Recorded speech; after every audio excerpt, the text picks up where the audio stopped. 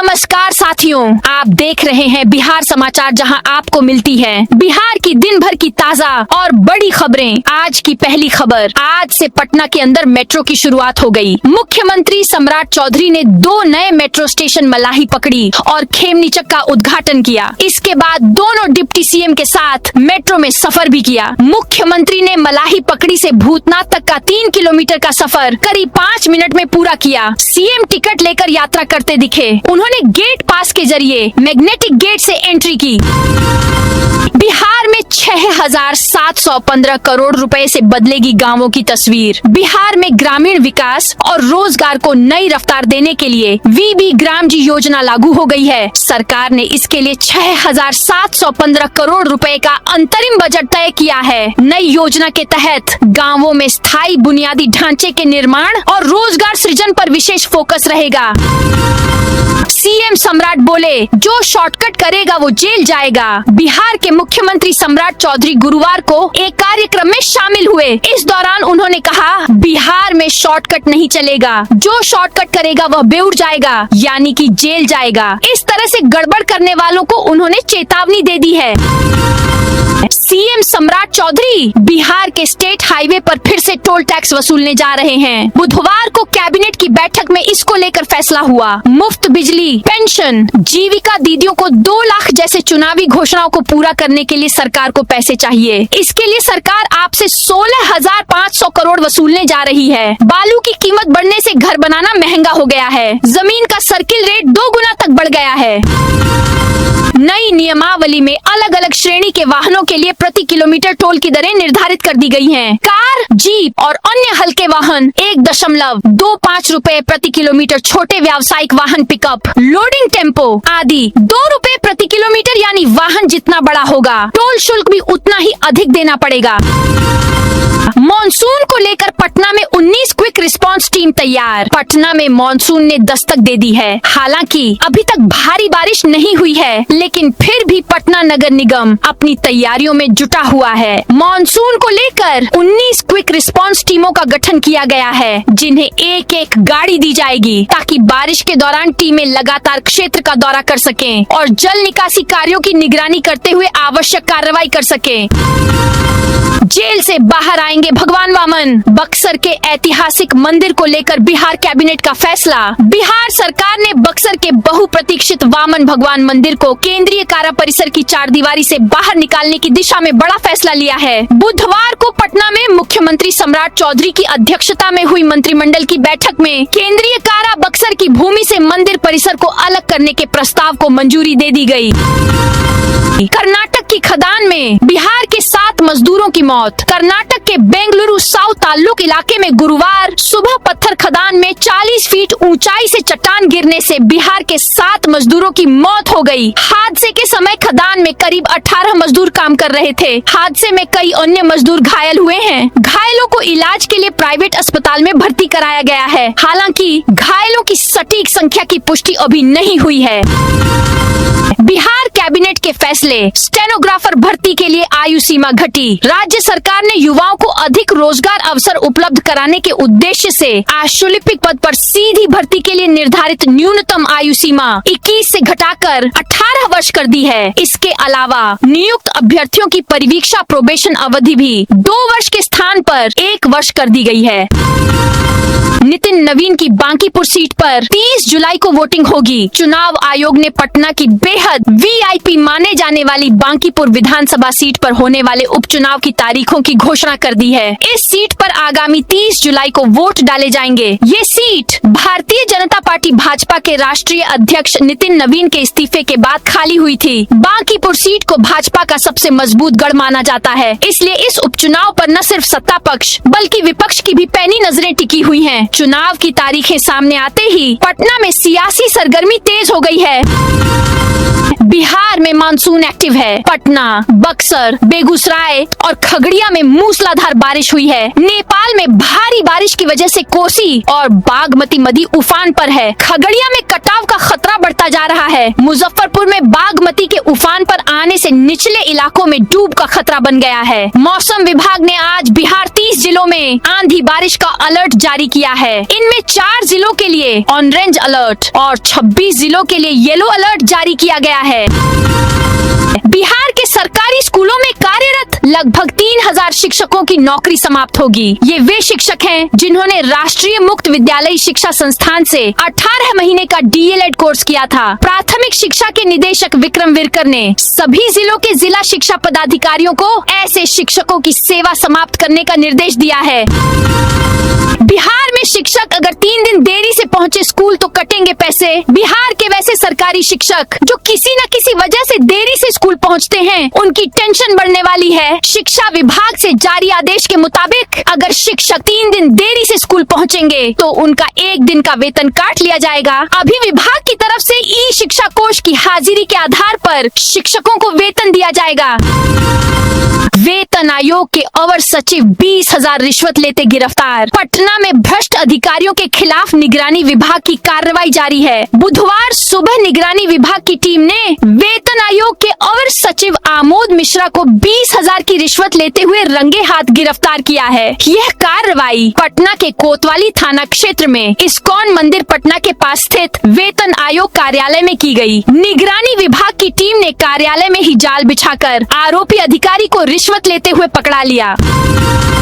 सीवान में अब QR code से मिलेगी खाद, ऑनलाइन प्रक्रिया शुरू। सीवान जिले में किसानों के लिए खाद वितरण व्यवस्था को अधिक पारदर्शी और सुव्यवस्थित बनाने के उद्देश्य से ऑनलाइन बुकिंग प्रणाली लागू कर दी गई है। अब किसानों को उर्वरक खरीदने से पहले निर्धारित पोर्टल या मोबाइल ऐप पर पंजीकरण कर ऑनलाइन बुकिंग करनी होगी। बुकिंग के बाद मिलने वाले QR कोड के आधार पर निर्धारित तिथि और समय पर संबंधित उर्वरक विक्रेता से खाद उपलब्ध कराई जाएगी।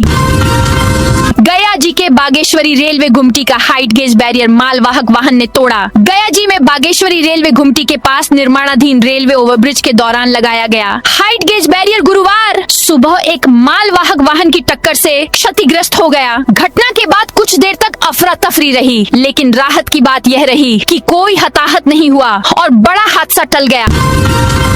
छपरा सिविल कोर्ट में अब QR कोड से जमा होगी जुर्माने की राशि। न्यायिक प्रक्रिया को अधिक पारदर्शी, सुलभ और त्वरित बनाने की दिशा में छपरा व्यवहार न्यायालय में महत्वपूर्ण पहल की गई है। बुधवार को प्रधान जिला एवं सत्र न्यायाधीश पुनीत कुमार गर्ग ने विशेष उत्पाद न्यायालयों में QR कोड आधारित डिजिटल भुगतान प्रणाली का शुभारंभ किया। स्टेट बैंक ऑफ इंडिया के सहयोग से शुरू की गई इस व्यवस्था के तहत अब जुर्माने की राशि QR कोड स्कैन कर सीधे सरकारी खाते में जमा की जा सकेगी।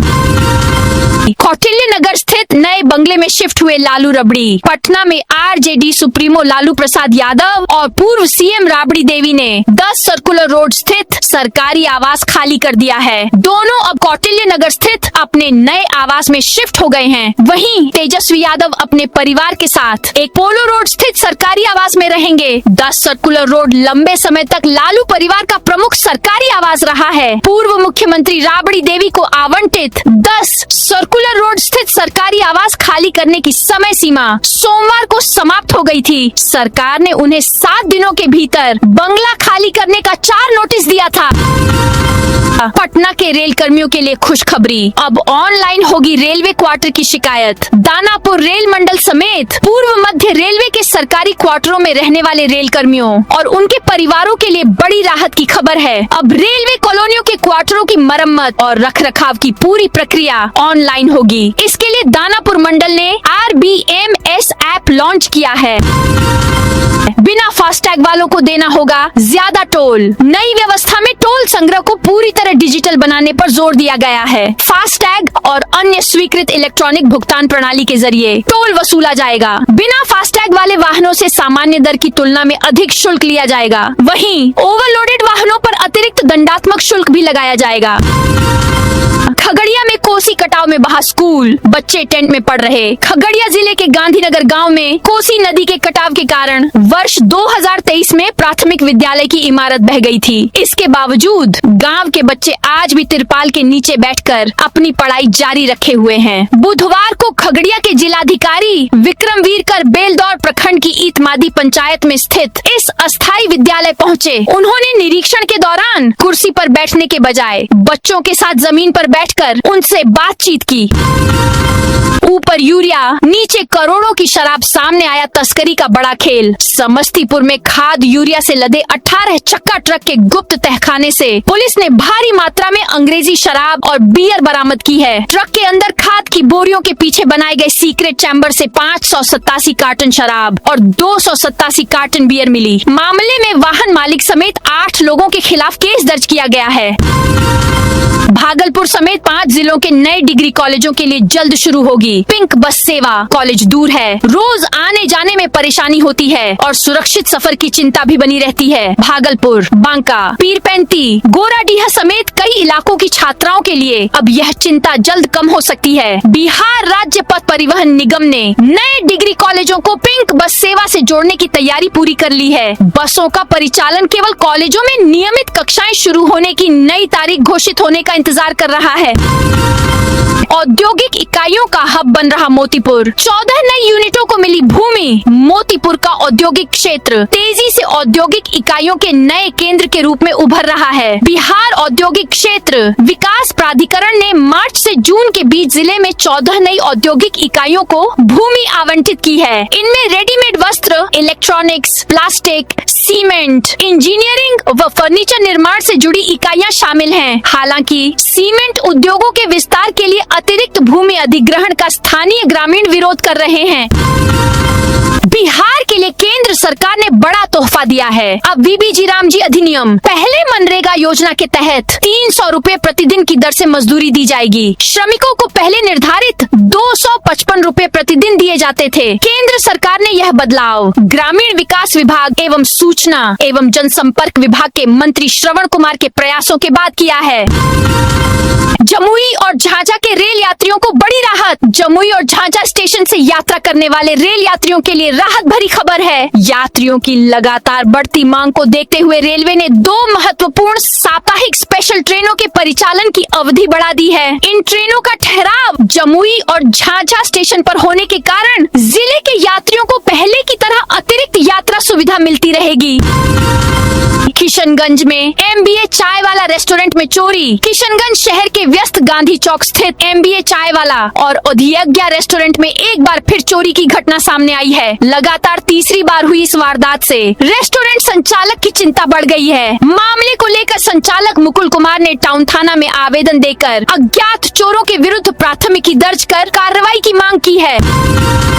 बक्सर कारा स्थित वामन भगवान मंदिर का होगा विकास। बक्सर में मौजूद केंद्रीय कारा की भूमि में 1 एकड़ 90 डिसमिल जमीन को अलग करते हुए इस पर स्थित वामन भगवान मंदिर का विकास सौंदर्यीकरण किया जाएगा। इसमें प्रवेश के लिए सहज व्यवस्था बनाने के उद्देश्य से वामन भगवान मंदिर के लिए खास तौर से चिन्हित की गई है। मंदिर परिसर को 3 तरफ से 14 फीट कंटीले तार की चहारदीवारी का निर्माण कराया जाएगा।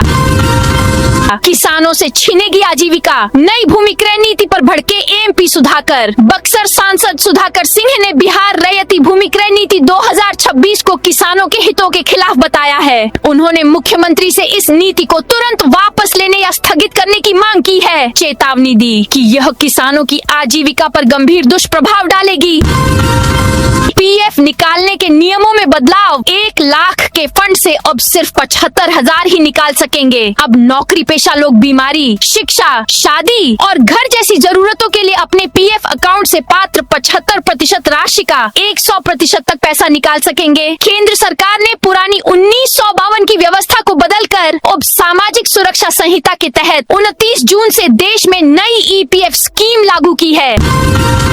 रेडियो ऑपरेटर परीक्षा में करोड़ों की ठगी, 15 गिरफ्तार। बिहार पुलिस रेडियो ऑपरेटर प्रतियोगी परीक्षा में चयन कराने के नाम पर करोड़ों रुपए की ठगी के सनसनीखेज मामले में जांच का दायरा लगातार बढ़ता जा रहा है। अब तक 15 आरोपियों की गिरफ्तारी और बड़ी मात्रा में साक्ष्य मिलने के बाद खगड़िया पुलिस इस पूरे मामले की जांच आर्थिक अपराध इकाई EOU को सौंपने की तैयारी कर रही है।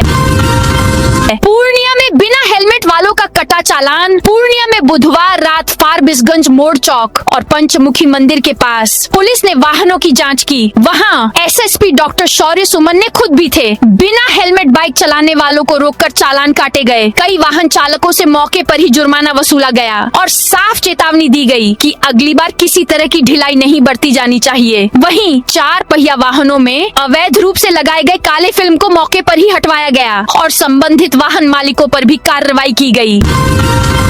बीरपुर हवाई अड्डा का होगा विकास। बीरपुर हवाई अड्डा को विकसित करने के लिए 88.83 एकड़ जमीन का अधिग्रहण किया जाएगा। इसके लिए राज्य स्कीम से 29,56,99,000 रुपए मुआवजा राशि की स्वीकृति प्रदान की गई है। बिहार में नौका घाटों के संचालन के लिए नई नियमावली मंत्रिमंडल ने राज्य में नौका घाटों के संचालन और प्रबंधन को व्यवस्थित एवं पारदर्शी बनाने के उद्देश्य से बिहार नौका घाट बंदोबस्ती एवं प्रबंधन नियमावली 2026 को मंजूरी दे दी है। निर्णय के बाद राज्य में लोक और निजी दोनों प्रकार के नौका घाटों के संचालन, बंदोबस्ती, पंजीकरण और नियंत्रण के लिए विस्तृत नियम लागू होंगे।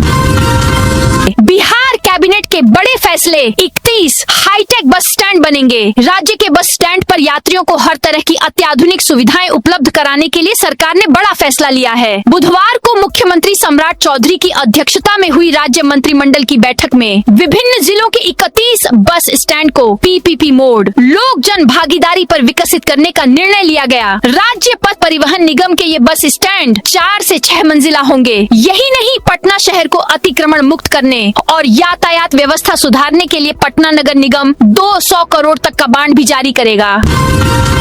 भरत तिवारी मामले में बोली विधायक मैथिली ठाकुर, गलत एनकाउंटर करने वालों को मिले कड़ी सजा। बिहार के भोजपुर जिले के बिलौटी गांव में हुए भरत तिवारी एनकाउंटर मामले पर बीजेपी की अलीनगर दरभंगा विधायक मैथिली ठाकुर ने बयान दिया है। उन्होंने इस एनकाउंटर को पूरी तरह गलत बताते हुए कहा कि जो एनकाउंटर की घटना भरत तिवारी एनकाउंटर मामला हुई उसमें गंभीर अनियमितताएं शामिल थीं। मोदी ने ताकाइची को छोटी बहन बताया, कहा जापान की पहली महिला PM का स्वागत। प्रधानमंत्री नरेंद्र मोदी ने गुरुवार को जापान की प्रधानमंत्री सानाए ताकाइची के साथ संयुक्त प्रेस बयान में उन्हें अपनी छोटी बहन बताया। उन्होंने कहा कि ताकाइची की यह भारत की पहली यात्रा है और जापान की पहली महिला प्रधानमंत्री का स्वागत करना खुशी की बात है। RJD विधायक भाई वीरेंद्र ने सभी नए MLC को दी नसीहत। बिहार विधान परिषद के 10 नए MLC ने बुधवार को शपथ ग्रहण किया। कोई अपनी लग्जरी गाड़ी तो कोई बेहद साधारण तरीके से शपथ लेने पहुंचे थे। ऐसे में अब नए MLC को राजद के विधायक भाई वीरेंद्र ने नसीहत दी। फंड को लेकर विधायक ने उन्हें सलाह दी और कहा 1 जुलाई से उनका कार्यकाल शुरू हो गया है, उनको अब राज्य के विकास के लिए काम करना होगा। भागवत बोले विभाजन के बाद भारत आए लोग शरणार्थी नहीं, उन्होंने संपत्ति नहीं देश चुना। राष्ट्रीय स्वयं सेवक संघ RSS प्रमुख मोहन भागवत ने कहा कि 1947 के विभाजन के बाद पाकिस्तान से भारत आने वाले लोगों को शरणार्थी कहना सही नहीं है। वे संघर्ष के योद्धा थे जिन्होंने कई पीढ़ियों की बनाई जमीन, कारोबार और संपत्ति छोड़कर भारत को चुना। उन्होंने कहा कि ये लोग इसलिए भारत आए क्योंकि यहाँ बिना डर अपने धर्म का पालन कर सकते थे। भारत को एक रखने की लड़ाई हम सब हार गए थे, लेकिन उन्होंने अपना विश्वास नहीं छोड़ा। NDA का मिशन 360। अब DMK NCP सपा में सेंध की तैयारी। भाजपा के शीर्ष रणनीतिकार सियासी तस्वीर बदलने के लिए मिशन 360 में जुटे हैं। 17 अप्रैल को महिला आरक्षण व परिसीमन से जुड़े बिल पर लोकसभा में झटका लगने के बाद ही भाजपा ने संसद में 2/3 बहुमत जुटाने की रणनीति तेज कर दी थी। पार्टी का फोकस केवल इसी विधेयक तक सीमित नहीं, बल्कि एक देश एक चुनाव और न्यायिक सुधारों जैसे बड़े संवैधानिक बदलावों के लिए जरूरी सुपर मेजोरिटी हासिल करने पर है। इसके लिए भाजपा विपक्षी दलों में टूट, नए सहयोगी जोड़ने और जरूरत पड़ने पर मतदान के समय विपक्ष की गैरहाजिरी जैसे विकल्पों पर नजर रखे हैं। रेलवे टिकट बुकिंग सिस्टम 5 गुना तेज होगा। भारतीय रेलवे अपने पैसेंजर रिजर्वेशन सिस्टम को पूरी तरह से अपग्रेड कर रहा है। इस बड़े बदलाव के बाद रेलवे का नया बुकिंग सिस्टम हर मिनट 1.25 लाख टिकट बुक कर सकेगा। यह मौजूदा क्षमता से पूरे 5 गुना ज्यादा है। अभी रेलवे का सिस्टम 1 मिनट में सिर्फ 25,000 टिकट ही प्रोसेस कर पाता है, जिससे तत्काल बुकिंग या भारी लोड के समय यात्री परेशान होते हैं। Centre for railway information systems ने बुधवार को अपने 41वें स्थापना दिवस पर यह जानकारी दी। Oppo Reno 16 smartphone series Bharat में लॉन्च। ओप्पो ने आज भारत में नई स्मार्टफोन सीरीज रेनो 16 लॉन्च की है। इसमें कंपनी ने रेनो 16 और रेनो 16C पेश किए हैं। दोनों ही मोबाइल को स्टाइलिश लुक, 50 मेगापिक्सल टेलीफोटो और 50 megapixel ultra wide selfie camera और स्नैपड्रैगन 7 Gen 4 प्रोसेसर के साथ प्रीमियम मिड रेंज में उतारा गया है। 5 को कैलाश मानसरोवर यात्रा को हरी झंडी दिखाएंगे दामी। 6 साल बाद उत्तराखंड के लिपुलेख से शुरू हो रही कैलाश मानसरोवर यात्रा का पहला दल 4 जुलाई को दिल्ली से रवाना होगा। 50 श्रद्धालुओं का यह दल उसी दिन टनकपुर पहुंचेगा। अगले दिन 5 जुलाई की सुबह मुख्यमंत्री पुष्कर सिंह धामी टनकपुर से यात्रियों को हरी झंडी दिखाकर पिथौरागढ़ के लिए रवाना करेंगे। पिथौरागढ़ में दोपहर के भोजन के बाद यात्री धारचूला पहुंचेंगे। यहाँ उनका ढोल नगाड़ों और पारंपरिक छलिया नृत्य के साथ स्वागत किया जाएगा। कुमाऊं मंडल विकास निगम KMVN और जिला प्रशासन ने भोजन, आवास, सुरक्षा और स्वास्थ्य समेत सभी तैयारियां पूरी कर ली हैं। मेहली मिस्त्री का टाटा के फैमिली ऑफिस से इस्तीफा। मेहली मिस्त्री ने उनके family investment office R&T associates के बोर्ड से इस्तीफा दे दिया है। टाटा ट्रस्ट से बाहर किए जाने के कुछ महीने बाद मिस्त्री का यह इस्तीफा सामने आया है। इस कदम से टाटा ग्रुप और उससे जुड़ी संस्थाओं के साथ मेहली मिस्त्री की दूरियां और ज्यादा बढ़ गई हैं। 30 दिन जेल में रहे तो PM-CM की कुर्सी जाएगी। संसदीय समिति प्रावधान हटाने के पक्ष में नहीं। अगर कोई प्रधानमंत्री, मुख्यमंत्री, केंद्रीय मंत्री या राज्य मंत्री किसी गंभीर अपराध के मामले में गिरफ्तार होने के बाद लगातार 30 दिन तक न्यायिक हिरासत में रहता है तो उन्हें पद छोड़ना पड़ सकता है। इससे जुड़े बिलों को सरकार मानसून सत्र में दोबारा पेश कर सकती है। सूत्रों के मुताबिक 130वें संविधान संशोधन बिल पर बनी संसद की संयुक्त संसदीय समिति JPC इससे जुड़े प्रावधानों को हटाने के पक्ष में नहीं है। समिति 17 जुलाई को अपनी रिपोर्ट को मंजूरी दे सकती है। तो दोस्तों, यह थी आज बिहार की दिन भर की ताजा और बड़ी खबरें। अब कल मिलते हैं नई खबरों के साथ।